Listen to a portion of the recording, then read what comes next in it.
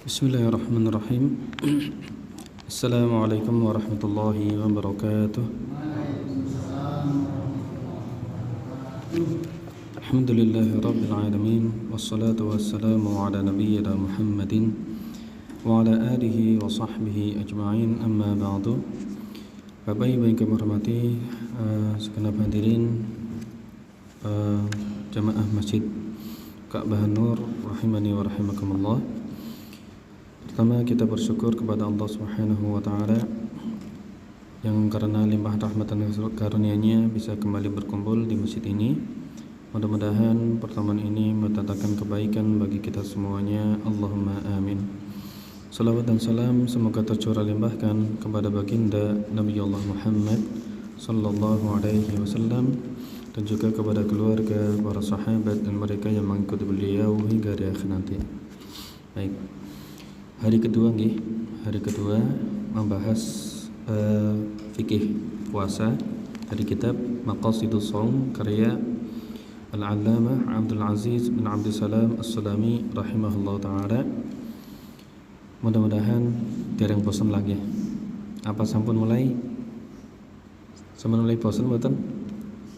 Ada yang sudah mulai hilang. Kemarin kita sudah membahas dua bab ya, meskipun bab yang kedua tidak kita selesaikan karena waktu yang tidak cukup ya, tapi insya Allah sudah mewakili materi yang ada di bab 2 itu. Malam ini kita akan masuk pada bab ketiga ya. Kata Al-Allamah As-Sulami rahimahullah ta'ala, Al-Faslu Tsalits fi adabihi. Bab yang keempat mengenai adab-adab berpuasa. Mengenai adab-adab berpuasa. Apa itu adab?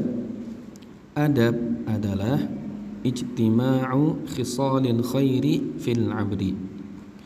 Sekumpulan perangai baik yang ada pada diri seorang hamba. Adab niku napa? Sekumpulan perangai yang baik yang ada pada diri seorang hamba. Dan ini adalah pengertian adab yang paling bagus ya, disampaikan oleh Al-Imam Ibnul Qayyim rahimahullah di dalam kitab Madarijus Salikin. Dan adab Bapak Ibu, adab itu bisa saja hukumnya sunnah dan bisa saja hukumnya wajib ya.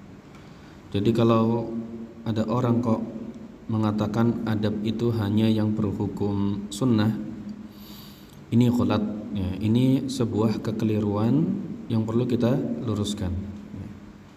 Adab itu bisa jadi sunnah dan bisa juga jadi wajib ya. Buktinya apa?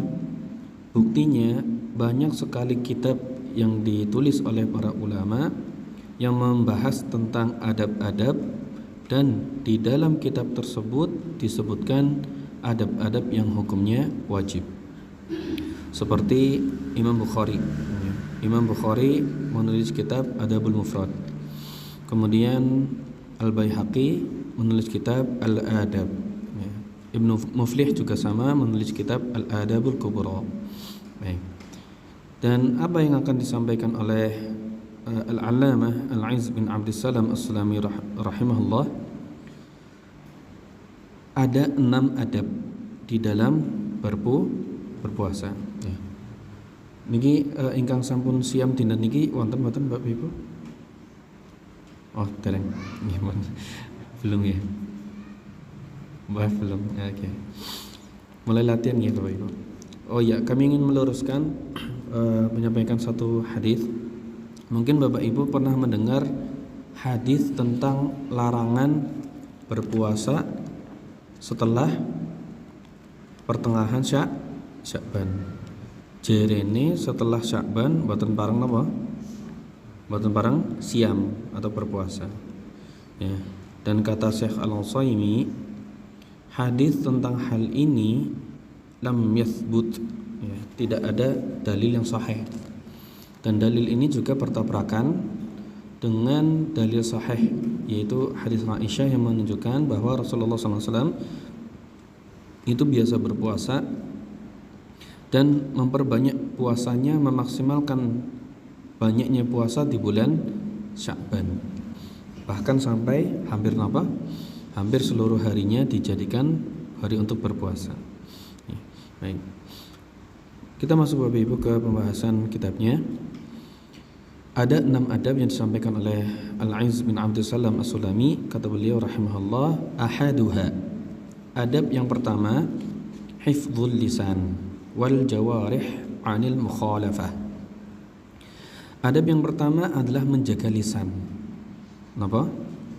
Menjaga lisan dan anggota badan dari melakukan hal-hal yang diharamkan oleh Allah. Ya. Liqaulihi sallallahu alaihi wasallam, berdasarkan sabda Nabi sallallahu alaihi wasallam, man lam yada' qaula az-zur wal 'amala bih. Barang siapa yang tidak meninggalkan perkataan buruk yang berisi dosa, wal 'amala bih, dan melakukan perbuatan dosa, kata Nabi, falaisa lillahi hajatun fi an yada'a ta'amahu wa syarabahu.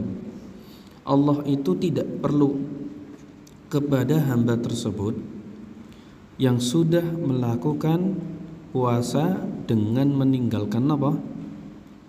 Meninggalkan makan dan minumnya. Ya. Wa qala alaihi salam, dan Rasulullah sallallahu alaihi wasallam mengatakan, rubba qa'imin hadduhu min qiyamihi as-sahar. Betapa banyak orang yang sholat, dia hanya mendapatkan rasa kantuk saja. Wa rubba sha'imin hadduhu min siyamihi al-ju' wal 'atash. Dan betapa banyak orang berpuasa yang dia dapatkan hanya apa? Lapar dan dahaga. Artinya Bapak Ibu, orang berpuasa itu bisa jadi memang melakukan ibadah puasa, tapi dia tidak dapat pahala. Bisa jadi puasanya sah, tidak melakukan hal-hal yang membatalkan, tapi di sisi Allah puasanya itu tidak berpahala, ya. Dan ini sekaligus memberi pelajaran bagi kita Bapak Ibu. Puasa itu memang didefinisikan oleh para ulama adalah menahan diri dari makan, minum, dan semua yang membatalkan puasa dari mulai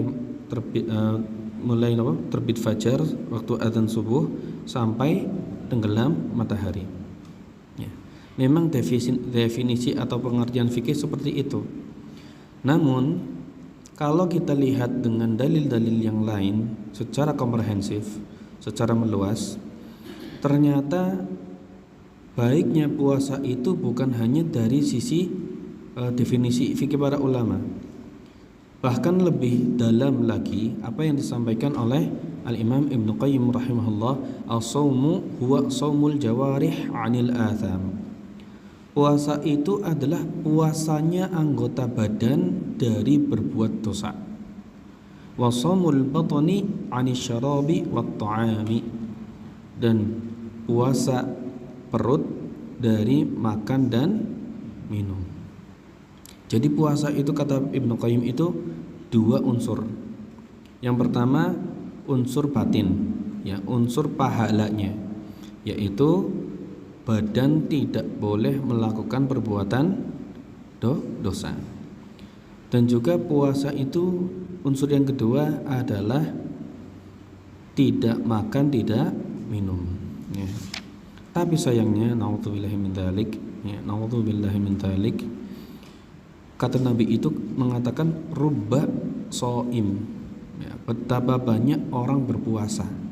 Ini menunjukkan bahwa banyak orang yang berpuasa boten namung setunggal kali 3, tapi banyak orang yang berpuasa hanya dapat lapar dan dahaga saja, pahalanya hilang. Pahalanya apa? Hilang. Ya, oleh karena itu puasa kita itu bukan hanya menahan lapar dan dahaga saja, tapi juga menahan diri dari melakukan perbuatan yang dosa. Yang halal saja tidak boleh. Yang halal ketika bulan Ramadan apa Bapak Ibu? Ya, berhubungan suami istri, makan kan halal gitu, minum, kemudian melakukan bekam misalkan, dan perbuatan-perbuatan halal lainnya ketika bulan Ramadan tiba, siang harinya itu seakan-akan jadi sesuatu yang haram. Bahkan berhubungan suami istri itu napa kafarahnya? Berpuasa 2 bulan berturut-turut. Ya. Kalau siang hari kok ada hajat, ya, suami istri, maka suami istri itu dapat kafarah harus berpuasa 2 bulan berturut-turut setelah Ramadan. Gara-gara 1 hari batal. Padahal hubungannya itu sah mboten? Sah. Ya, nikah sah. Tapi karena bulan Ramadan itu seakan-akan jadi sesuatu yang terlarang. Bahkan kafarnya itu besar, yaitu 2 bulan puasa berturut-turut. Baik, ini yang sepin lagi. Jadi ada pertama dari orang berpuasa adalah napa? Menjaga lisan dan juga menjaga anggota badan dari berpuasa napa? Dari melakukan sesuatu yang diharamkan oleh Allah. Ya. Ini puasa, ya. Ini adab puasa yang pertama. Baik. Dan ini hakikat puasa sebetulnya, Bapak. Ini hakikat dari berpuasa. Ya. Imam Ibnu Qayyim Al-Jauziyah rahimahullah mengatakan di dalam kitab Miftah Darus Sa'adah, "Masta'ana ahadun 'ala taqwallahi wajtinabi maharimih." Tidaklah seorang hamba meminta pertolongan untuk meraih ketakwaan kepada Allah serta menjauhi apa yang diharamkan oleh Allah, wa hifdhi hududihi bimithli shaum, dan juga mencari pertolongan supaya mampu menjaga hukuman atau batas-batas syariat seperti seseorang yang berpuasa. Ya. Jadi dengan berpuasa sebetulnya itu adalah sarana paling mudah bagi kita untuk merealisasikan ketakwaan. Ya, itu adab yang pertama. Kemudian adab yang kedua disampaikan oleh Al-Imam Al-Aiz bin Abdul Salam As-Sulami, "Ats-tsani idza du'iya ila ta'amin wa huwa sha'im falyaqul inni sha'im." Yang kedua adabnya adalah ketika seseorang diundang untuk makan sedangkan dirinya dalam keadaan berpuasa, falyaqul inni sha'im. Katakanlah aku sedang berpuasa. Ya, ini adab yang kedua. Jika ada orang puasa, seperti yang dimaksud di sini adalah puasa sunnah, dia diundang untuk makan di siang hari, ya, maka dia katakan apa? Aku sedang berpuasa. Bahasa Arabnya apa? Inni sha'im. Ya. Liqaulihi sallallahu alaihi wasallam, "Idza du'iya ahadukum ila ta'amin wa huwa sha'im, falyaqul inni sha'im." Jika diundang salah seorang kalian untuk makan dan dia dalam keadaan berpuasa, maka katakanlah aku sedang berpuasa. Yadhkuru dzalika i'tidaran ila da'i li'alla yankasira qalbuhu. Perkataan ini sha'im itu disebutkan supaya meminta uzur, ya, supaya meminta uzur kepada orang yang mengundang. Kalau sudah disebutkan ini sha'im, yang mengundang itu kan apa? Atine tentrem, ya. Kalau misalkan enggak ngomong, ayo maem bareng gitu. Kan ada kesan apa? Lah aku ora melu lah. Kan ada kesan apa? Dengan Jawa niku kan mboten ngormati ngaten nggih. Ada pertanyaan. Ya, kenapa sih ora gelem melu gitu nggih. Fa in khafa riya warra bi'udhrin akhar, kata beliau, tapi jika dia takut khawatir melakukan riya, bisa menyebutkan uzur yang lainnya. Baik. Dan di sini Bapak Ibu yang kami hormati, adab yang kedua yaitu apa? Jika diundang, maka apa? Katakanlah aku sedang berpuasa. Ya. Baik. Datang napa mboten Bapak Ibu? Nah, ini pertanyaan ini juga dibahas oleh para ulama. Kalau sedang berpuasa, kita kan diundang makan. Kita datang ke tempatnya apa enggak? Ya. Nah, di sini dijelaskan bahwa seorang yang diundang untuk hadir di makan-makan gitu nih, dia dalam keadaan berpuasa, kata Syekh pensyarah adalah dia tetap datang ke tempat itu. Kemudian dia mengatakan, dijelaskan oleh Syekh Al-Utsaimin, an yaqula 'inda taqribit ta'am inni sha'im. Jika sudah datang di tempatnya, kemudian makanan dihidangkan, didekatkan kepada orang itu, dia baru mengatakan apa? Inni sha'im. Jadi mendatangi tempatnya, ya, tapi dia tidak makan. Inni sha'im, ya. Dan perkataan inni sha'im itu dikatakan satu kali saja, ya. Sepinten? Satu kali atau setunggal, ya. Ini beda kalau kita sedang ditantang atau diajak apa? Diajak berseteru. Ya, kemarin kan kita sudah bahas nih, kalau ada orang berpuasa kok diajak debat, diajak bertengkar ngaten ya. Orang tersebut mengatakan apa? Ini shaim, aku sedang berpuasa. Tapi jumlahnya beda.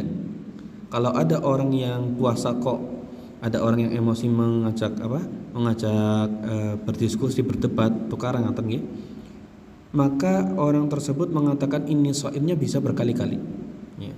Ini shaim, oh si marah-marah ini shaim, si marah-marah ini shaim, gitu, berkali-kali. Aku lagi puasa. Tapi ketika makan, ucapannya namung sepindah mawon, satu kali saja, ya. Baik, itu yang pertama. Dan sebetulnya bagi orang yang berpuasa, ketika diundang makan juga ada tuntunan yang lainnya, yaitu dia datang, didekatkan makanannya, dia mengatakan ini shaim. Langkah kedua, dia mendoakan sinten? Orang yang mengundang, ya. Dalilnya adalah sabda Nabi sallallahu alaihi wasallam, sahih, idza du'iya ahadukum falyujib. Jika salah seorang kalian diundang, maka hendaklah penuhi undangannya. Fa in kana sha'iman falyusalli. Nah, di sini kata-katanya jelas. Jika dia dalam keadaan puasa, hendaknya dia apa? Doakan. Falyusalli. Wa in kana muftiran falyat'am. Tapi jika sudah enggak puasa, maka hendaknya berbuka atau makan, ya, makan hidangannya. Jadi datang, ya, kalau enggak lagi puasa bisa menolak yang apa? Tolak ini shaim dan mendoakan meskipun ngiler. Ya, resiko. Tapi juga disebutkan apa afdolnya? Afdolnya bagaimana? Apakah afdolnya dia makan, memutuskan apa? Puasanya, atau melanjutkan? Ya. Para ulama di sini juga membahas panjang lebar, ya. Dan pendapat yang paling asah, paling sahih, benar, adalah melihat maslahat. Melihat apa? Maslahatnya. Kalau dilihat maslahatnya, kok orang ini kalau saya nggak makan dia aman, ya, buatan ada masalah, maka saya teruskan puasa. Tapi jika diundang kok nanti ada hal-hal yang kurang enak, ya wislah menurut baik toh puasa sunnah, ya. Maka dia makan di situ. Jadi di sini kita melatih kepekaan, ya, melihat keadaan orang yang mengundang. Baik, ini yang kedua. Adab kedua adalah manakala diundang sedangkan dirinya sedang berpuasa sunnah, maka dia harus mengatakan ini shaim. Kalau kita diundang dalam keadaan puasa wajib, bagaimana? Puasa wajib teng bulan Ramadan kan ini bagung ya orang. Nah, kalau puasanya qadha bagaimana? Puasanya qadha atau nadar? Gimana? Tetap ini karena hukumnya wajib ya. Kalau hukumnya wajib, alangkah baiknya jika Mboten dahar, tidak makan diteruskan. Ya. Baik, itu adab yang kedua. Kemudian adab yang ketiga Bapak Ibu, kata beliau, ats-tsalits ma yaqulu idza aftara. Mengucapkan ketika berbuka, wa huwa ma ruwiya anhu sallallahu alaihi wasallam annahu kana yaqulu idza aftara, yaitu apa yang diriwayatkan dari Nabi sallallahu alaihi wasallam bahwasanya beliau jika berbuka puasa beliau mengatakan dhahabadh dhama'u wabtallatil 'uruqu wa thabatal ajru insyaallah. Telah hilang dahaga, adz-dhahabadh dhama'u wabtallatil 'uruqu, dan telah basah urat-urat atau kerongkongan, wa thabatal ajru, dan pahala telah tetap insyaallah. Hafal napa mboten? Alhamdulillah. Dan ini Bapak Ibu, ini diucapkan manakala kita sudah mengkonsumsi bukaan, ya. Jadi belum buka nih, dari yang buka dhahabat dhama'u wa abtalatul murqa wa thabatul ajru insyaallah baru ngombe. Niku mboten. Tapi napa? Minum dulu, ya, maam kurma dulu, baru berbuka, baru mengucap doa. Gitu nggih. Ini dhahabat dhama'u. Nah, wa ruwiya aidan annahu kana yaqul, dan juga diriwayatkan bahwasanya beliau juga bersabda atau berdoa, Allahumma laka sumtu wa ala rizqika aftartu. Ya. Ya Allah, untukmu aku berpuasa dan atas rizkimu aku berbuka. Wa fi haditsin akhar, dan juga di hadits yang lainnya, alhamdulillahilladzi a'anani fasumtu. Segala puji bagi Allah yang telah menolongku sehingga aku bisa berpuasa, wa razaqani fa aftartu, dan telah memberikan aku rezeki sehingga aku bisa berbuka, ya. Baik. Sedang ini redaksinya. Nah, kita membahas yang lebih sedikit luas lagi. Sebetulnya Bapak Ibu, ketika sudah berbuka, orang berpuasa itu bukan hanya berdoa untuk dirinya sendiri. Kalau doa untuk dirinya sendiri kan tadi ya, dhahabat dhama'u wabtallatil 'uruqu wa thabatal ajru insyaallah. Tapi sebetulnya ada sunnah di mana apabila kita mendapatkan donasi, biasanya donasi apa? Donasi iftar, ya, hidangan berbuka puasa. Kita juga harus mendoakan orang yang memberi iftar, meskipun mungkin beliau-beliau itu nggak pengen didoakan, tapi kan adabnya mendoakannya, ya. Mereka pun insya Allah ikhlas dan mengharap setiap orang yang memakan hidanganku pahalanya juga mengalir kepadaku, gitu ya. Tapi kita sebagai orang yang memakan hidangan puasa dari donasi, ya, kalau ini juga kami sampaikan ya Bapak Ibu, alhamdulillah untuk tahun ini kami diamanahi jadi ketua panitia kegiatan Ramadan di Purwokerto. Masya Allah sibuk banget nih. Oleh karena itu kami juga memohon izin, kalau nanti di bulan Ramadan kok tidak bisa kesini bawa belas, ya kalau ngapunten. Ya, karena tanggung jawabnya di sana besar ya. Sebagai ketua kan bisa aja lunga-lunga ngaten ya. Jadi ya seluruh kegiatan itu stay di situ, dari mulai buka puasa, terus sholat tarawih, itikaf, sampai nanti sahur, pengajian, bener katanya. Jadi kalaupun saya kesini niku mangke mboten ngangge jadwal Pak. Kagetan mawon, ijik nongol atas niku. Dan mboten usah nggawe bingkisan. Ini saya tegaskan. Ya, sudah ndak usah bikin seperti itu nggih. Ya ngapunten ndak usah seperti itu ya. Kalaupun ada dana untuk itu, lebih baik digunakan untuk kebaikan warga di sini saja. Ya, ndak usah untuk kami. Insyaallah sampun cukup lah. Nggih, ngoten. Baik, kembali ke materi. Nuwun sewu niki mboten pamer nggih, tapi ben maklum. Lho ki pre Ustaz Wahid biasanya nang kene kok ora tahu ya kan. Ini biar paham saja. Baik. Kemudian Bapak Ibu, kita kembali. Jadi di antara adab ketika berbuka adalah mendoakan orang yang memberi donasi. Doanya apa? Doanya ini agak panjang. Aftara indakumus shaimun. Saya bacakan redaksi lengkapnya dulu. Aftara indakumus shaimun wa akala ta'amakumul abrar wa sallat 'alaikumul malaikah. Ya.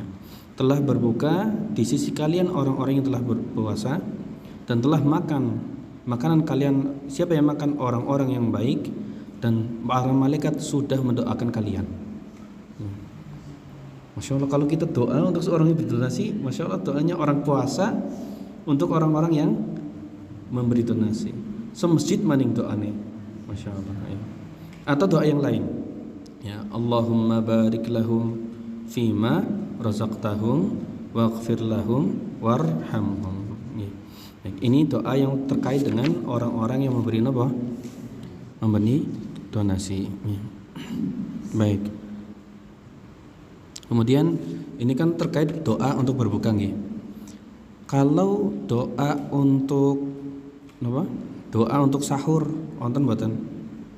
Biasanya kan wonten buka, wonten sahur. Ya. Ada ndak doa untuk sahur? Doa khusus sahur? Wonten mboten? Nawa itu gitu ya. Itu bukan doa, itu lafaz ya, talafut biniyah. Ketika sahur itu tidak ada redaksi khusus. Kalau ini kan dhahabat dhama'un ya wonten. Tapi kalau sahur itu tidak ada. Hanya saja sahur itu adalah waktu istimewa untuk berdoa. Sehingga para ulama di antaranya Al Hasan Al Basri mengatakan qamul laila, ya, qamu al-laila. Bangkitlah atau bangunlah di malam hari. Falamman tahu ila sahar, ketika kalian sudah memasuki waktu sahur, istaghfiru rabbahum, minta ampunlah kepada Allah. Ya, jamun ya, paham ya? Jadi di waktu sahur itu tidak ada bacaan khusus, tapi itu adalah waktu istimewa untuk berdoa, sehingga doanya bebas. Ya, kalau buka kan wonten khusus nih, dan seterusnya. Kemudian terkait waktu sahur, ya. Oh ya, kami lupa. Untuk doa puasa itu jangan sampai ada kesan doa orang berpuasa itu afdole Arab berbuka. Tok. Niku mboten. Jadi semenjak dia mulai puasa sampai buka puasa itu spesial doanya itu 1 hari full. Mboten namung teng ujung hari. Jadi posisi doa itu ketika sudah di ujung hari itu sama dengan Bapak Ibu jam 9, jam 11, jam kali. Jadi tidak ada pengkhususan waktu di situ. Baik. Kemudian lanjut, adab keberapa tadi? Ketiga nih.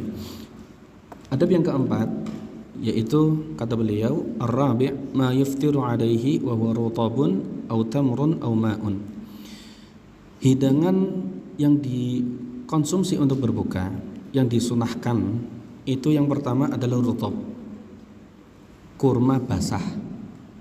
Yang kedua tamar, kurma kering. Auma, atau yang ketiga air putih, bukan susu ya, air apa? Niki lho, air bening.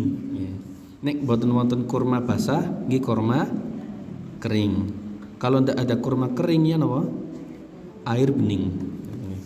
Li'annahu ruwiya anhu alaihi salam annahu kana yuftiru qabla an yusalliya 'ala rutabatin. Berdasarkan hadis yang diriwayatkan dari Nabi bahwasanya Rasulullah itu sebelum salat maghrib beliau berbuka dengan beberapa kurma basah. Fa illam yakum fatamarat. Kalau tidak ada kurma basah, yang makan apa? Kurma yang kering. Fa illam yakun hasawatin min ma'in. Kalau memang sudah kurma basah enggak ada, kurma kering enggak ada, beliau minum beberapa teguk air bening. Wa qala alaihi salam, dan Rasulullah SAW mengatakan, idza kana ahadukum sha'iman falyuftir ala tamar. Jika salah seorang dari kalian berpuasa, maka berbukalah dengan kurma. Fa illam yajid fa 'alal ma'. Kalau tidak ada, maka menggunakan apa? Air bening. Fa innal ma' tahurun. Karena air bening itu tahur, suci dan mensucikan. Baik. Di dalam hadis ini Bapak Ibu, hanya sebatas arahan untuk berbuka. Arahan untuk apa? Berbuka. Bukan dalil yang menunjukkan bahwa kurma basah itu lebih afdol dan mulia di sisi Allah dari kurma kering. Kurma kering lebih mulia di sisi Allah dari air. Itu tidak ada dalilnya. Ya, bukan dalil ini yang digunakan. Dan dalil ini, hadis yang tadi kita bacakan, itu hanya menunjukkan arahan. Ya, arahan bagaimana kita mengonsumsi makanan untuk berbuka. Dan kalau ada orang kok berbuka dengan kurma basah, kemudian kurma kering, air bening, itu pahalanya beda dengan orang yang minum atau buka puasa dengan kolak atau apa biasanya? Es buah.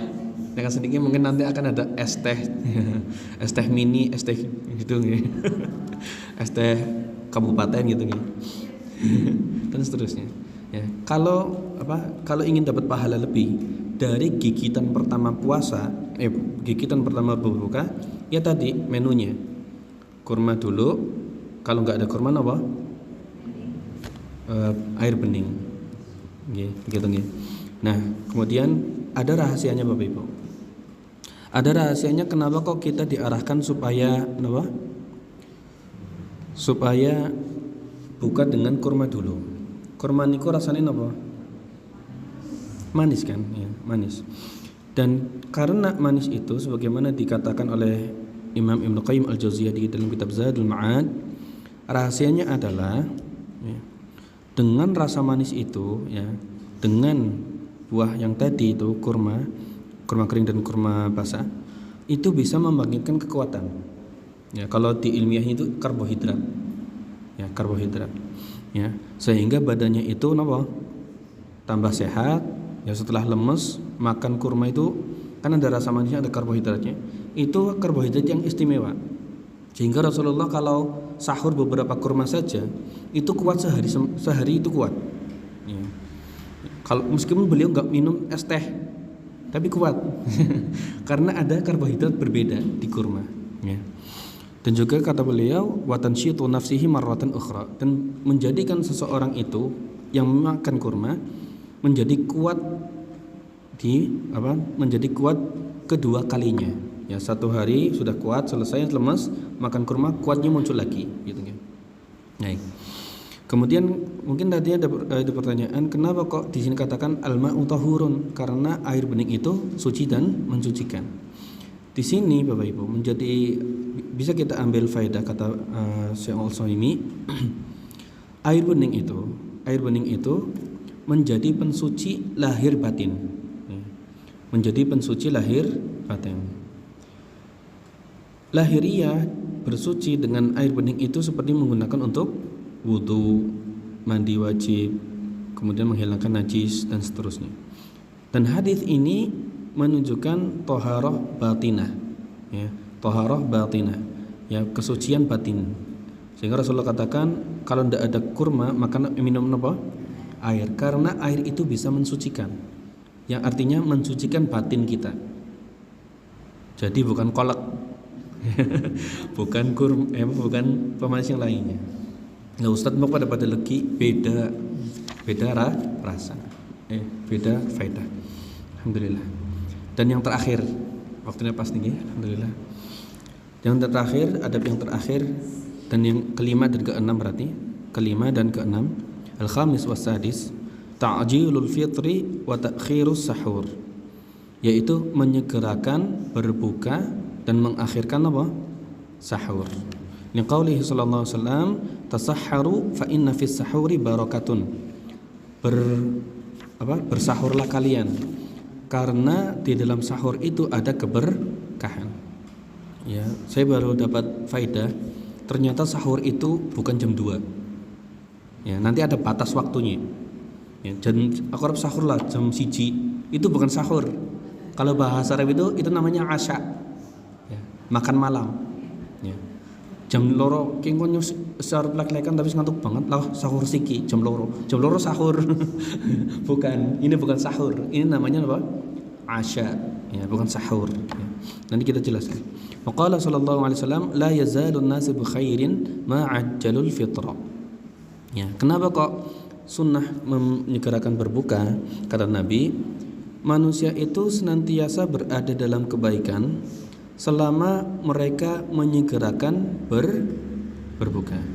Wa qala sallallahu alaihi wasallam qala Allah taala, dan kata Nabi sallallahu alaihi wasallam meriwayatkan hadis dari Allah, yaitu hadis qudsi, ahabbu ibadi ilayya a'jaluhum fitran. Ya, hamba yang paling aku cintai adalah hamba yang senantiasa menyegerakan berbuka. Tapi dijelaskan oleh Syekh Al-Utsaimin, ini hadis dhaif, hadis yang lemah. Wa qala sallallahu alaihi wasallam, dan kata Nabi sallallahu alaihi wasallam, la yazalu ad-dinu zahiran ma ajala an-nasul fitra. Agama ini akan senantiasa zahir, akan senantiasa nampak selama kaumnya itu menyegerakan berbuka. Li'anna al-yahuda wan nasara yuakhirun, karena orang-orang Yahudi dan Nasrani, entah bagaimana cara puasa mereka mengakhirkan apa? Berbuka, ya. Kemudian beliau mengatakan, qala Amr bin Maimun, kana ashabu Muhammadin sallallahu alaihi wasallam a'jalan nasa iftaran wa abta'ahum sahuran. Para sahabat Muhammad sallallahu alaihi wasallam adalah orang-orang yang paling cepat berbuka. Kalau sudah masuk adzan maghrib atau sudah masuk waktu maghrib, mereka segera apa? Berbuka. Dan mereka orang yang paling lambat dalam sahur, ya, tidak mengawali. Wa inna ma akhara sahur liyataqawwa bihi ala shaumi, ya, kaila yujhidahu as-shaum fayuqidahu an katsirin min at-ta'at. Kenapa kok sahur diakhirkan? Kata Syekh Al-Izz bin Abdul Salam rahimahullah, supaya orang yang berpuasa itu bisa ringan dalam puasanya, dan dia bisa menegakkan banyak sekali ketaatan karena apa? Ada kekuatan. Waqad kana baina sahur Rasulullah sallallahu alaihi wasallam wa baina salatihi qadru 50 ayah. Nah ini. Dan Rasulullah sallallahu alaihi wasallam itu makan sahurnya seukuran 50 ayat. 50 ayat kalau dibaca, ya, antara sahur sampai salat subuh. Wa inna ma ajjala al-fitra li'anna al-ju'a wal 'atasha rabbama dharra bihi. Kenapa kok disunahkan atau ada adab menyegerakan berbuka? Supaya orang yang berpuasa itu tidak terlalu lama dalam tanda kutip tersiksa dengan lapar dan dahaga, yang kalau terus dibiarkan justru apa? Bisa membahayakan anggota badan. Karena waktunya sudah habis. Dalam syariat waktunya sudah nggak usah puasa lagi. Sekarang sudah saya perintahkan untuk makan. Udah waktunya makan, ya. Fala wajha ila imtalin nafsi lidzalika ma'a annahu la qurbata fihi. Alasan yang lainnya, tidak ada segi dari sisi manapun dalam syariat yang membuat harus berpuasa setelah maghrib, ya. Gak ada pahala sama sekali orang yang puasa setelah maghrib. Aku pengen pahalanya tambah akeh misalkan. Aku harus puasa lah, aku harus buka lah. Tidak bisa. Itu waktunya sudah habis, ya. Waqad ru'iya ba'du dhurufa is-salaf ya'kulu fi suqi faqila lahu fi dzalika faqala matul ghani dhulmun. Baik. Kemudian Bapak Ibu yang kami hormati, nah sekarang ini kan sudah tahu dalilnya, ya. Jadi hikmahnya sudah juga disebutkan. Kita ada adab yang kelima, yaitu menyegerakan berbuka, supaya hikmahnya apa? Supaya tenaga kita lebih kuat, karena ada amalan tambahan di malam hari. Napa? Salat tarawih, ya. Mungkin nanti kita harus bangun malam lagi untuk mempersiapkan sahur, gitu, dan memperbanyak ibadah di malam hari, ya. Siangnya sudah puasa, malamnya ibadah, kan perlu kekuatan, ya. Dan kita mengakhirkan sahur kenapa? Supaya kekuatan makannya ini, gizinya dan energinya bisa terserap lebih lama. Nah, kita membahas tentang waktunya. Waktu apa? Waktu sahur. batasnya mana? Batasnya adalah tadi kira-kira 50 ayat sebelum sholat subuh. Kalau kita lihat menitan ya, berdasarkan perkataan ulama kontemporer saat ini, itu ada yang mengatakan waktunya itu setengah jam, 1 jam, 45 menit dan seterusnya. Tapi ini belum bisa dijadikan patokan bagi kita secara pasti, karena pendapat ulama ini jelas beda. Ada yang mengatakan 30 menit, ada yang 45 menit, ada yang 1 jam ya. Coba yang belum bisa baca Quran, kon maca 50 ayat berapa jam ya. Maka ini patokannya apa? Patokannya itu bacaannya Kanjeng Nabi Muhammad SAW.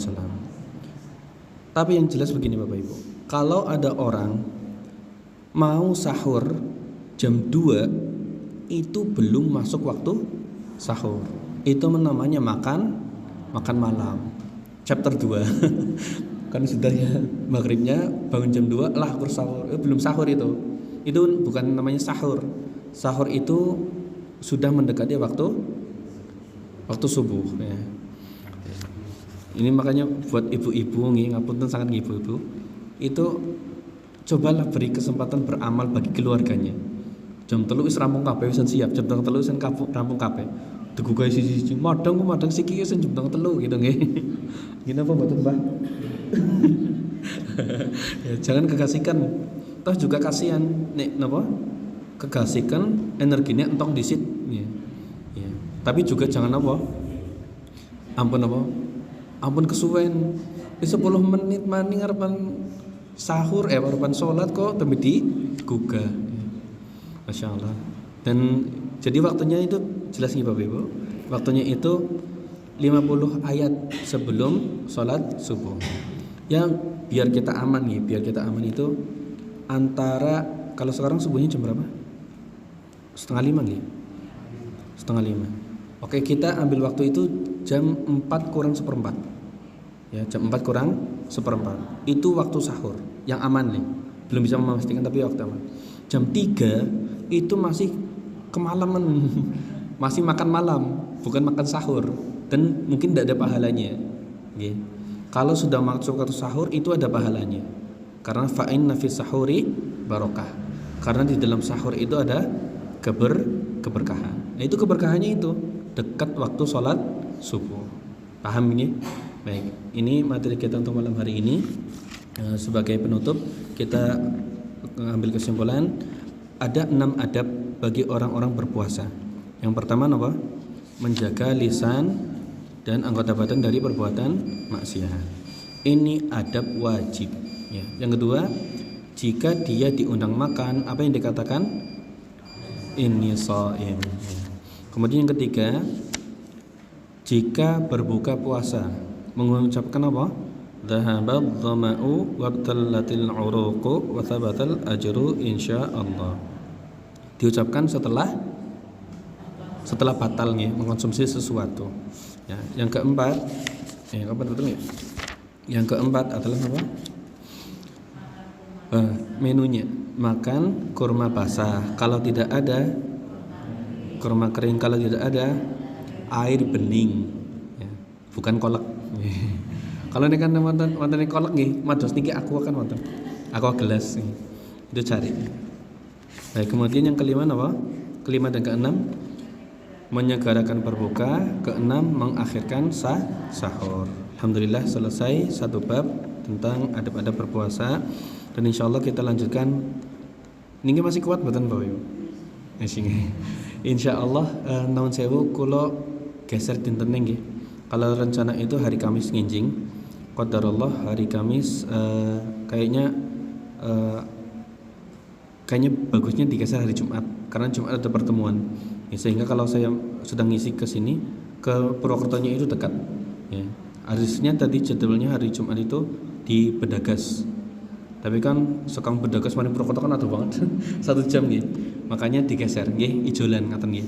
Jadi untuk pengawasan insyaallah dinten Jumat yang tadinya hari Kamis biar ada waktu untuk transportasi gitu ya.